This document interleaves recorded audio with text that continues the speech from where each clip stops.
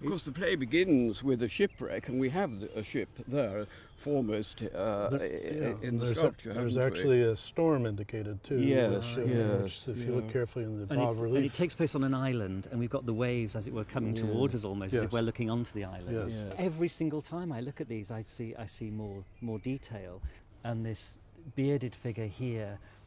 Greg, is this Prospero in your imagination? Yes, it's positioned centrally within the composition of the frontality of the sculpture, and it has plenty of heroic character. And that gives me, on the viewpoint that I have here on the left profile, a suggestion of the cave. Ah, yes. And in this instance, I was recalling my visit to Staffa, the island of Staffa, and I actually created some watercolor studies where Mendelssohn created. Oh, the Fingal's Cave. The Fingal's So Cave. not Fingal's Cave, but Prospero's Cave. It's almost as if you can climb into this sculpture on that other side. That's right. You can occupy the brain of Prospero. What about the wing here? Is this to do with Ariel? Or with Well, with Ariel, and there is a suggestion as you were looking at suggestions of faces. You have an aerial presence within the wood. The cloven of the tree. Cloven pine. So Ariel's been placed in a cloven pine by Sycorax the witch, and Prospero famously sets him free. All the images slowly emerge the way that images do in a dream, isn't it?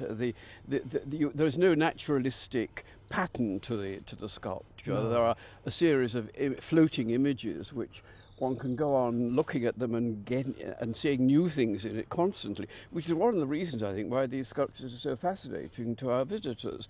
They can go on looking at them, and especially if they know the plays, of course, they can identify various aspects of the plays within details of the sculpture. And there are different scales and sizes to the three-dimensional forms, and some of these are expected, some of these are unexpected. For instance, it changes the relationship of the guests and the viewers of the entire composition to see that they, at the one hand, are much larger than the storm and the shipwreck. But Prospero is much larger than we.